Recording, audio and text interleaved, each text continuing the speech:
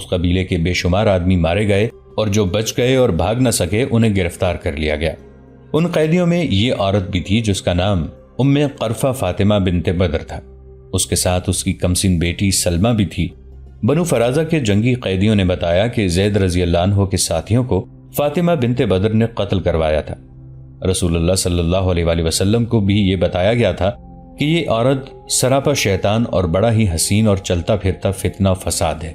اس کے متعلق یہ بھی بتایا گیا کہ مسلمانوں کے خلاف اس کے دل میں اتنی زیادہ نفرت ہے کہ یہ کہا کرتی ہے کہ میں صرف اس مسلمان کو پسند کرتی ہوں جو مرا ہوا ہو۔ رسول اللہ صلی اللہ علیہ وآلہ وسلم نے اس عورت کے متعلق اس کے اپنے قبیلے کے لوگوں سے ہی یہ ساری باتیں سنی، اور یہ دیکھ کر کہ یہ عورت کتنے زیادہ آدمیوں کی موت کا باعث بنی ہے تو آپ صلی اللہ علیہ وآلہ وسلم نے اسے سزائے موت کا حکم دے دیا۔ حضور صلی اللہ علیہ وآلہ وسلم کے حکم کی تعمیل فوراً ہوئی اور اس عورت کو ہلاک کر دیا گیا۔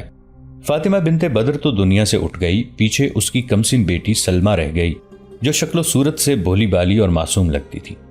رسول اکرم صلی اللہ علیہ وآلہ وسلم نے اسے دیکھا تو اس پر رحم آیا کہ یہ لڑکی اپنی ماں کے گناہوں کی سزا بھگت رہی ہے۔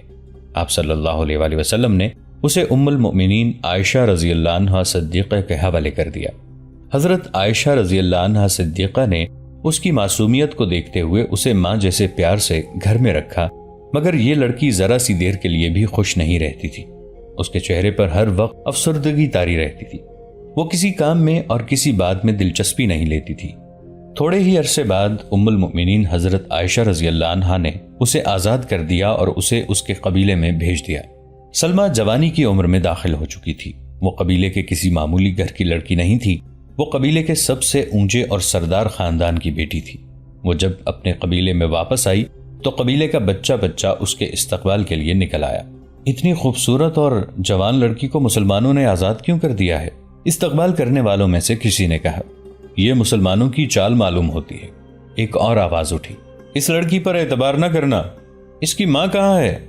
سلمہ کے پہنچتے پہنچتے قبیلے میں یہ افواہ پھیل گئی کہ فاطمہ مسلمانوں کے پاس اپنی مرضی سے رہ گئی ہے اور اس نے اپنی بیٹی سلمہ کو کوئی الٹا سیدھا سبق دے کر یہاں بھیج دیا ہے۔ سب لوگ سلمہ کی واپسی کو مسلمانوں کا دھوکہ سمجھ رہے تھے۔ سلمہ کا استقبال کر کے جب اسے گھر لے جانے لگے تو وہ رک گئی۔ میں ابھی اپنے گھر میں قدم نہیں رکھوں گی، سلمہ نے اپنے عزیزوں سے کہا۔ میں پہلے بنو فرازہ کی غیرت کو جگانا چاہتی ہوں۔ وہ دوڑ کر ایک اونچی جگہ کھڑی ہو گئی اور ہاتھ کے اشاروں سے سب کو اپنے قریب بلایا۔ مرد تو پہلے ہی باہر نکل آئے تھے، گھروں سے عورتیں بھی نکل آئیں۔ ایک ہجوم تھا جو اس کے ارد گرد اکٹھا ہو رہا تھا۔ اے بنو فرازہ، سلمہ نے چلا چلا کر کہا، کیا تمہاری غیرت مر گئی ہے؟ جواب دو، خاموش کیوں کھڑے ہو؟ جواب دو۔ نہیں ام زمل، ہجوم میں بے شمار آوازیں اٹھیں۔ ہم زندہ ہیں اور ہماری غیرت بھی زندہ ہے۔ تو صرف اپنے باپ کی نہیں پورے قبیلے کی بیٹی ہے۔ ایک آدمی نے بڑی ہی بلند آواز میں کہا، سچ بتا، کیا مسلمانوں نے تمہیں لونڈی بنا کر رکھا تھا؟ اور یہ بھی بتا، ایک اور آواز اٹھی، تیری ماں کہاں ہے؟ مجھے مسلمانوں نے لونڈی بنا کر نہیں رکھا تھا، سلمہ نے بلند آواز سے جواب دیا۔ انہوں نے تو مجھے بیٹی بنا کر رکھا تھا، لیکن انہوں نے میری ماں کو قتل کرا دیا ہے۔ قتل کرا دیا ہے؟ فاطمہ بنت بدر قتل ہو گئی ہے؟ وہ تو بنو فرازہ کی روح تھی۔ اور ایسی بہت سی آوازیں تھیں جو اٹھتی چلی گئیں اور بلند ہوتے ہوتے ایک ہنگامے کی صورت اختیار کر گئیں۔ سلمہ قبیلے میں جو آگ بھڑکانا چاہتی تھی وہ بھڑک اٹھی اور کچھ دیر خاموش رہی۔ جب لوگوں کا ہڑبونک ذرا کم ہوا تو وہ بولی، کیا میری ماں نے تمہیں بتایا نہیں تھا کہ مسلمان قابل نفرت لوگ ہیں؟ سلمہ نے بڑی ہی بلند آواز سے کہا، انہوں نے اپنے چند ایک مقتولین کا انتقام لینے کے لیے اپنے پورے لشکر سے ہم پر چڑھائی کی تھی۔ ہمارے کتنے ہی آدمی مارے گئے، ہمیں لوٹا گیا اور تمہاری عورتوں کو وہ لونڈیاں بنا کر اپنے ساتھ لے گئے۔ اور پھر یاد کرو ام قرفہ فاطمہ بنت بدر کا، جو صرف میری ماں نہیں تھی اور تم سب کی ماں تھی، وہ غیرت والی تھی۔ اس نے صرف بنو فرازہ کی غیرت پر نہیں بلکہ ارد گرد کے تمام قبیلوں کی غیرت پر جان دی ہے۔ سیدھی بات کر ام سلمہ، ایک آواز اٹھی، تو چاہتی کیا ہے؟ مدینہ پر حملہ؟ سلمہ نے دونوں بازو جذبے کے جوش سے اوپر اٹھا کر کہا، میں مدینے پر حملہ کر کے مسلمانوں کے شہر کی اینٹ سے اینٹ بجا دینا چاہتی ہوں۔ اگر تم میں غیرت ہے تو اس شہر کو بنیادوں سے اکھاڑ دو، اس کا نام و نشان مٹا دو۔ سلمہ نے لوگوں کو ایسا بھڑکایا کہ انہوں نے وہیں کھڑے کھڑے حلف اٹھانا شروع کر دیا کہ وہ سلمہ کو اپنا قائد تسلیم کرتے ہیں اور ایک لشکر کی صورت میں اس کا ساتھ دیں گے۔ بنو فرازہ نے لشکر تو تیار کر لیا، لیکن مدینے پر حملہ کوئی معمولی مہم نہیں تھی۔ اس وقت تک مسلمان ایک ایسی جنگی طاقت بن چکے تھے جسے للکارنے کے لیے ان سے زیادہ جنگی طاقت کی ضرورت تھی۔ سلمہ نے خود بھی استادوں سے جنگی تربیت اور دست بدست لڑائی کے طور طریقے سیکھے تھے۔ اتنے میں رسول اللہ صلی اللہ علیہ وآلہ وسلم رحلت فرما گئے اور اس کے فوراً بعد انہی علاقوں میں ارتداد کا فتنہ اٹھا اور جنگیں شروع ہو گئیں۔ طلحہ نے نبوت کا دعویٰ کیا اور خالد رضی اللہ عنہ بن ولید نے اسے بہت بری شکست دی۔ بنو فرازہ کے لوگ مارے گئے اور جو بچ گئے وہ ادھر ادھر کے علاقوں میں بھاگ گئے۔ ان کے کچھ اتحادی قبیلے بھی تھے جن میں غطفان، بنو سلیم اور بنو حواز خاص طور پر قابل ذکر ہیں۔ یہ سب خالد رضی اللہ عنہ سے شکست کھا کر بھاگ تو گئے، لیکن انہوں نے شکست تسلیم نہ کی اور ان کے سردار سلمہ کے ہاں جا پہنچے اور اسے کہا کہ وہ اس کے لشکر میں اپنے قبیلوں کو شامل کریں گے۔ سلمہ یہی چاہتی تھی، اس کے پاس اپنا لشکر تیار تھا۔ ان قبیلوں کے آدمیوں کو ساتھ ملایا تو اس کا لشکر اتنا بڑا ہو گیا کہ سلمہ مسلمانوں کے مقابلے میں آ سکتی تھی۔ ایک روز سلمہ اس لشکر کو لے کر بزاخہ کی طرف کوچ کر گئی۔ اس وقت خالد رضی اللہ عنہ بن ولید طلحہ کو شکست دے کر براخہ میں تھے۔ خالد رضی اللہ عنہ نے ہر طرف اپنے جاسوس بھیج رکھے تھے۔ انہیں قبل از وقت اطلاع مل گئی کہ ایک لشکر بڑا آ رہا ہے۔ خالد رضی اللہ عنہ نے لشکر کے پہنچنے کا انتظار نہ کیا اور اپنے لشکر کو تیار کر کے اس سمت کو چل پڑے جدھر سے سلمہ کا لشکر آ رہا تھا۔ خالد رضی اللہ عنہ کے ساتھ نفری کم تھی، اس کمی کو وہ اپنی جنگی فراست سے پورا کیا کرتے تھے۔ اس موقع پر انہوں نے یہ سوچا کہ بنو فرازہ کا لشکر سفر کا تھکا ہوا ہوگا، اسے آرام کرنے اور آرام کے بعد جنگی ترتیب میں آنے کی مہلت نہ دی جائے۔ سلمہ کی ماں فاطمہ جنگ میں ایک سجے سجائے اونٹ پر سوار لشکر کے آگے آگے چلا کرتی تھی۔ وہ اپنے آپ کو اپنے اور دوسرے قبیلوں کی غیرت کی علامت سمجھا کرتی تھی۔ اس نے سب کے ذہنوں میں یہی ڈال رکھا تھا کہ وہ ان کی غیرت کی نشانی ہے۔ اس کی بیٹی سلمہ بھی جب خالد رضی اللہ عنہ کے مقابلے میں جا رہی تھی تو وہ ایک بڑے ہی تندرست، موٹے تازے اور قوی ہیکل اونٹ پر سوار تھی۔ یہ اونٹ میدان جنگ کا تربیت یافتہ تھا۔ اس ایک اونٹ کے گرد 100 شتر سواروں کا گھیرا تھا۔ تمام اونٹ غیر معمولی طور پر تندرست و توانا اور بدمست تھے۔ ایک مورخ نے یہ بھی لکھا ہے کہ ان 100 اونٹوں کو شراب پلائی گئی تھی۔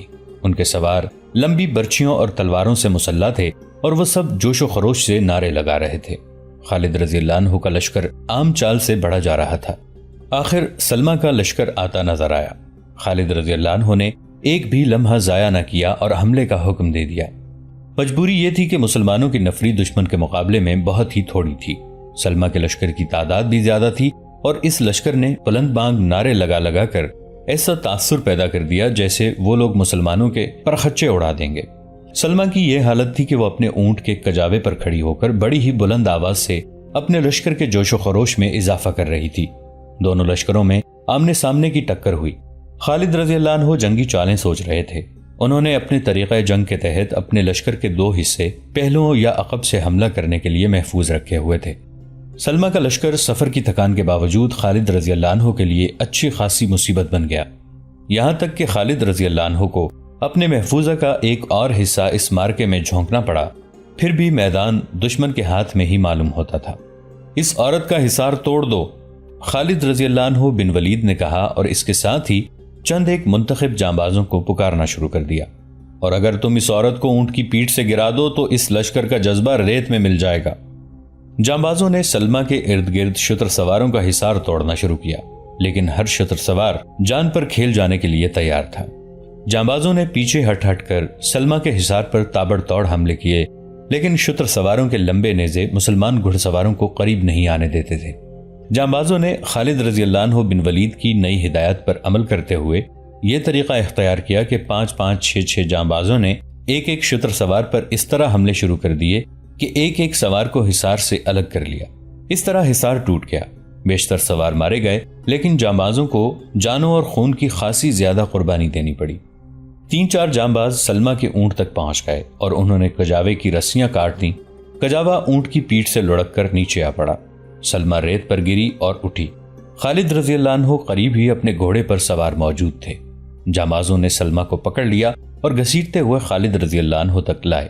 جانبازوں کو خیال ہوگا کہ خالد رضی اللہ عنہ اتنی نوجوان اور خوبصورت اور سرداروں کی خاندان کی جنگجو لڑکی کو زندہ اپنے ساتھ لونڈی یا بیوی کی حیثیت سے رکھنا چاہیں گے۔ سلمہ اور خالد رضی اللہ عنہ کی نظریں آپس میں ٹکرائیں۔ خالد رضی اللہ عنہ نے دائیں ہاتھ سے ہلکا سا اشارہ کیا۔ جانباز اس اشارے کو بڑی اچھی طرح سمجھتے تھے۔ سلمہ کے پیچھے کھڑے ایک قوی ہیکل جانباز نے تلوار کے ایک ہی وار سے سلمہ کا سر اس کے جسم سے الگ کر دیا۔ خالد رضی اللہ عنہ بن ولید کے حکم سے ایک جانباز نے سلمہ کا سر اپنی برچھی کی انی میں اڑسا، گھوڑے پر سوار ہوا، برچھی بلند کی اور گھوڑے کو ایڑ لگا دی۔ سلمہ کا لشکر جوش و خروش سے لڑ رہا تھا اور مسلمان بے جگری سے مقابلہ کر رہے تھے۔ یہ جانباز گھڑ سوار اس مارکے کے ارد گرد گھوڑا دوڑاتا اور اعلان کرتا پھر رہا تھا، بنو فرازہ کے لوگوں، اپنی سلمہ بنت مالک کو۔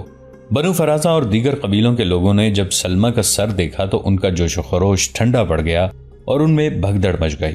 تھوڑی ہی دیر میں وہ اپنی لاشوں اور زخمیوں کو چھوڑ کر بھاگ گئے۔ بستی بطوح کے گرد و نواح میں ناصرہ بنت جبار پاگلوں کی طرح ہر کسی سے پوچھتی پھر رہی تھی، کیا تو نے میرے بیٹوں کو دیکھا ہے؟ بعض لوگ اسے رحم کی نظروں سے دیکھتے تھے اور کچھ لوگ اس کے اس سوال پر غصے میں آ جاتے تھے۔ سب نے فیصلہ دے دیا تھا کہ یہ عورت اپنے خاوند اور 2 جوان بیٹوں کی موت سے پاگل ہو گئی ہے، لیکن اس کے دونوں بیٹوں کی لاشیں نہیں ملی تھیں، لاش صرف خاوند کی ملی تھی۔ کچھ لوگ ناصرہ کی اس جذباتی اور ذہنی کیفیت سے تنگ آ گئے تھے۔ تو بے غیرت ہے ناصرہ، ایک روز ایک آدمی نے اسے تنزیہ کہا۔ ہر کسی کا کوئی نہ کوئی مارا گیا یا ایسا زخمی ہوا ہے کہ ساری عمر کے لیے معذور ہو گیا ہے، لیکن کسی کا کوئی زندہ عزیز ان کے لیے یوں پاگل نہیں ہوا جیسے تو ہو رہی ہے۔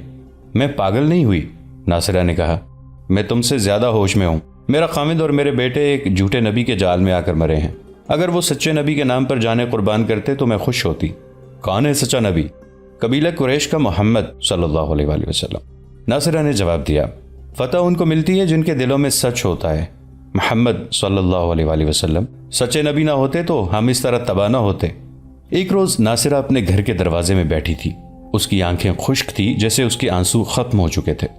ناصرہ، اس کے کانوں میں ایک آواز پڑی، وہ دیکھ تیرے بیٹے آ رہے ہیں۔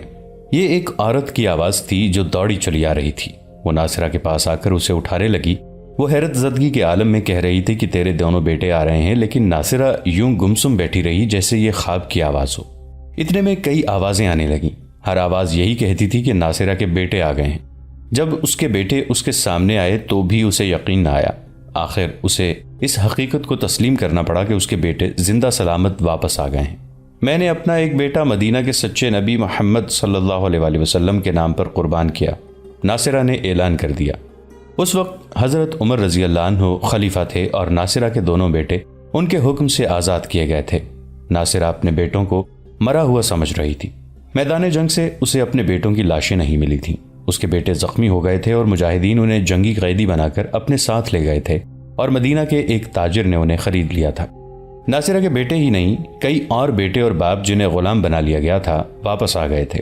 حیرت ناک بات یہ تھی کہ مسلمانوں نے ان لوڈیوں کو بھی آزاد کر کے واپس بھیج دیا تھا جو ابھی جوان تھیں اور ان میں بعض اچھی شکل و صورت والی تھیں اور چند ایک تو بڑے اچھے اور معزز خاندانوں کی تھیں۔ ان کے آقا ان کے ساتھ شادی کر لیتے تو یہ اچھی بیویاں ثابت ہوتیں، لیکن انہیں جس طرح لے جایا گیا تھا وہ اسی طرح واپس آ گئیں۔ فتنہ ارتداد کا خاتمہ ہو چکا تھا۔ بہت سے مرتدین اب سچے دل سے ہلکا بگوش اسلام ہو گئے تھے۔ صرف ان لوگوں کے دلوں میں مسلمانوں کے خلاف قدورت رہ گئی تھی جن کے عزیزوں کو مسلمانوں نے غلام اور لونڈیاں بنا لیا تھا۔ عمر رضی اللہ عنہ کے حکم سے غلاموں اور لونڈیوں کو آزاد کر دیا گیا تو ان لوگوں کے دلوں سے قدورت نکل گئی۔ ان لوگوں نے اپنے نبی بھی دیکھ لیے جو عین لڑائی کے وقت بھاگ گئے یا مسلمانوں کے ہاتھوں مارے گئے تھے۔ وہ کوئی معجزہ نہیں دکھا سکے تھے۔ اس علاقے کے بے شمار گھروں میں اہل خانہ ناصرہ بنت جبار کی طرح اپنے عزیزوں کی واپسی پر خوشیاں منا رہے تھے۔ آزاد ہو کر آنے والوں نے جب بتایا کہ ان کے مسلمان آقاؤں نے انہیں ہمیشہ اپنے جیسا انسان سمجھا ہے تو لوگوں کی سوچیں ہی بدل گئیں۔ اس کی ایک مثال ناصرہ کی ہے جو اپنے 2 جوان بیٹوں کے غم میں پاگل ہوئی جا رہی تھی۔ اسے دونوں زندہ سلامت مل گئے تو اس نے ایک بیٹے کو رسول اللہ صلی اللہ علیہ وآلہ وسلم کے نام پر قربان کرنے کا اعلان کر دیا۔ ایک روز حضرت عمر رضی اللہ عنہ اپنی محفل میں بیٹھے تھے کہ ایک اجنبی آیا اور سیدھا عمر رضی اللہ عنہ کے سامنے جا بیٹھا۔ عمر رضی اللہ عنہ کا دایاں ہاتھ اپنے دونوں ہاتھوں میں لے لیا۔ کیا تو بتائے گا نہیں کہ تو کون ہے؟ حضرت عمر رضی اللہ عنہ نے پوچھا۔ تو کہاں سے آیا ہے؟ تو مدینہ کا رہنے والا تو نہیں؟ دور سے آیا ہوں، اجنبی نے جواب دیا۔ میرا نام طلحہ ہے۔ کون طلحہ؟ اس محفل میں بیٹھے ہوئے ایک آدمی نے پوچھا۔ ایک طلحہ جھوٹا نبی بھی تھا۔ میں وہی طلحہ ہوں، طلحہ نے کہا۔ قبول اسلام کے لیے آیا ہوں اور خلیفہ عمر رضی اللہ عنہ بن الخطاب کی بیعت کے لیے بھی۔ اس کی آنکھوں میں آنسو تھے اور اس کا انداز بتا رہا تھا کہ وہ بدنیتی سے نہیں آیا۔ یہ شخص تو واجب القتل تھا۔ اس نے اسلام سے منحرف ہو کر نبوت کا دعویٰ کیا اور بہت سے قبیلوں کو اسلام سے منحرف کیا، ان سے اپنی نبوت تسلیم کرائی اور مسلمانوں کے خلاف وسیع پیمانے پر جنگ لڑ کر ہزاروں انسانوں کی موت کا سبب بنا۔ لیکن حضرت عمر رضی اللہ عنہ نے اسے معاف کر دیا۔ اس نے سچے دل سے اسلام قبول کیا اور اسلام کی بقا اور فروغ کے لیے ممدود و معاون ثابت ہوا۔ حضرت عمر رضی اللہ عنہ نے جس توقع پر مرتدین کے غلاموں اور لونڈیوں کو آزاد کیا تھا وہ توقع پوری ہونے لگی تھی۔ ابو عبید بن مسعود الثقفی کے ساتھ جو کمک جا رہی تھی وہ ناکافی تھی۔ تعداد بمشکل 2000 تھی، بعض مورخین نے صرف 1000 لکھی ہے۔ حضرت عمر رضی اللہ عنہ کے حکم سے دور دور تک اعلان کرایا گیا کہ محاذ پر کمک کی ضرورت ہے، ورنہ مجاہدین کے پاس پسپائی کے سوا کوئی چارہ نہ ہوگا۔ یہ اعلان ان علاقوں میں پہنچا جنہیں مرتدین کے علاقے کہا جاتا تھا، تو وہاں سے رضاکار جوق در جوق تیار ہو گئے۔ ان میں ناصرہ بنت جبار کا ایک بیٹا بھی تھا۔ پہلے ہم بیان کر چکے ہیں کہ ابو عبید 2000 کا لشکر لے کر محاذ کو روانہ ہو گئے۔ یہاں ان کی روانگی کو ذرا تفصیل سے بیان کرنا ضروری معلوم ہوتا ہے۔ تقریباً 2000 رضاکاروں کو مدینہ میں اکٹھا ہوتے 1 مہینہ لگ گیا تھا۔ روانگی کے روز ابو عبید حضرت عمر رضی اللہ عنہ کو خدا حافظ کہنے لگے۔ عمر رضی اللہ عنہ مسجد میں بیٹھے ہوئے تھے۔ اس وقت عمر رضی اللہ عنہ کو عام زبان میں تو خلیفہ کہا جاتا تھا، لیکن ان کا یہ رتبہ یوں بولا جاتا تھا: خلیفۃ الرسول اللہ، یعنی رسول اللہ صلی اللہ علیہ وآلہ وسلم کے خلیفہ کے خلیفہ۔ حضرت ابو بکر رضی اللہ عنہ خلیفۃ الرسول تھے۔ ابو عبید عمر رضی اللہ عنہ سے ملنے کے لیے آئے تو ایک آدمی نے عمر رضی اللہ عنہ سے یوں کہا: سلام اللہ علیک یا امیر المؤمنین، ابو عبید جانے کی اجازت لینے آیا ہے۔ محمد حسین ہیکل نے عمر رضی اللہ عنہ فاروق اعظم میں لکھا ہے کہ حضرت عمر رضی اللہ عنہ کے ہونٹوں پر مسکراہٹ آ گئی۔ واللہ، عمر رضی اللہ عنہ نے کہا، خلیفۃ الرسول اللہ مجھے عجیب سا لگتا ہے۔ امیر المؤمنین کتنا اچھا خطاب ہے۔ اس وقت سے خلیفہ کو امیر المؤمنین کہا جانے لگا۔ 2 روایتیں اور بھی ہیں جو ابن عساکر نے اپنی کتاب تاریخ دمشق میں لکھی ہیں۔ ایک یہ کہ حضرت عمر رضی اللہ عنہ کو سب سے پہلے امیر المؤمنین کہنے والے مغیرہ رضی اللہ عنہ بن شعبہ تھے۔ دوسری روایت یہ ہے کہ سب سے پہلے عمر رضی اللہ عنہ کو امیر المؤمنین کہنے والے عمر رضی اللہ عنہ بن العاص تھے۔ واقعہ یوں بیان کیا گیا ہے کہ حضرت عمر رضی اللہ عنہ نے عراق کے امیر کو خط لکھا تھا کہ 2 ایسے ذہین اور معزز آدمیوں کو میرے پاس بھیجو جو مجھے عراق کے داخلی اور خارجی امور کے متعلق ہر سوال کا جواب دے سکیں۔ امیر عراق نے عدی بن حاتم تائی اور لبید بن ربیعہ کو بھیجا۔ یہ دونوں مدینہ میں آئے اور اپنا سامان مسجد میں رکھا۔ عمر رضی اللہ عنہ بن العاص مسجد میں موجود تھے۔ ان زعماء نے عمر رضی اللہ عنہ بن العاص سے کہا، امیر المؤمنین سے ملاقات کی اجازت لے دیں۔ خدا کی قسم تم دونوں نے ٹھیک کہا ہے۔ عمر رضی اللہ عنہ بن العاص نے کہا، عمر رضی اللہ عنہ امیر ہیں اور ہم مؤمنین۔ عمر رضی اللہ عنہ بن العاص نے حضرت عمر رضی اللہ عنہ سے اسی طرح خطاب کیا، امیر المؤمنین۔ عمر رضی اللہ عنہ مسکرائے اور یہ خطاب پسند کیا۔ بہرحال عمر رضی اللہ عنہ نے اپنے دور خلافت کے اوائل ہی میں امیر المؤمنین کہلانا پسند کر لیا تھا۔ اس کے بعد ہر خلیفہ امیر المؤمنین کہلایا۔ بات ہو رہی تھی ابو عبید کی روانگی کی۔ ابو عبید مدینہ سے نکلے تو ان کے ساتھ تقریباً 2000 مجاہدین تھے، اور جب وہ ان مرتدین کے علاقوں میں داخل ہوئے جو ازسر نو مسلمان ہو چکے تھے تو ان کے لشکر کی تعداد 4000 ہو گئی، اور جب ان علاقوں سے نکلے تو یہ تعداد 10,000 ہو گئی۔ اس لشکر میں اکثریت ان مسلمانوں کی تھی جنہیں مسلمہ کذاب، طلحہ اور سجاح جیسے جھوٹے نبیوں نے اسلام سے منحرف کر دیا تھا۔ آخر ان کی آنکھیں کھل گئیں اور وہ اسلام کے دائرے میں واپس آ گئے اور ایک جنگی قوت بن گئے۔ یہ حضرت عمر رضی اللہ عنہ کے اس جرت مندانہ فیصلے کا حاصل تھا کہ جنگ ارتداد میں جنہیں غلام اور لونڈیاں بنایا گیا تھا انہیں آزاد کر دیا جائے۔ حضرت عمر رضی اللہ عنہ اپنا یہ عہد پورا کرنے کو بےتاب تھے کہ فارس یعنی ایران کو فتح کرنا اور زرتشت کے پجاریوں کے اس ملک میں اللہ کی حکمرانی قائم کرنی ہے۔ پہلے ہم بیان کر چکے ہیں کہ رسول اکرم صلی اللہ علیہ وآلہ وسلم نے مختلف ملکوں کے بادشاہوں کو قبول اسلام کے لیے تحریری پیغام بھیجے تھے۔ ان میں ایک پیغام قیصر روم کو بھیجا گیا تھا جو ایک صحابی وجیہ کلبی رضی اللہ عنہ لے کر گئے تھے۔ قیصر روم نے اس پیغام کو ٹھکرا دیا تھا۔ اس وقت قیصر شام میں تھا۔ وجیہ کلبی رضی اللہ عنہ اپنے مختصر سے قافلے کے ساتھ واپس آ رہے تھے تو چند ایک شامی عربوں نے ان پر حملہ کر دیا اور ان کا تمام تر سامان، خوراک اور پانی لوٹ لیا۔ ان کے اونٹ بھی لوٹ لیے گئے۔ رسول اللہ صلی اللہ علیہ وآلہ وسلم نے بصرہ کے حکمران کو جو پیغام بھیجا وہ حارث بن عمیر لے کر گئے تھے، لیکن انہیں ایک عیسائی عرب عمرو بن شرجیل نے موتا کے مقام پر روک کر قتل کر دیا تھا۔ حارث بن عمیر کے ساتھ 3 محافظ تھے، عمرو بن شرجیل نے انہیں واپس بھیج دیا۔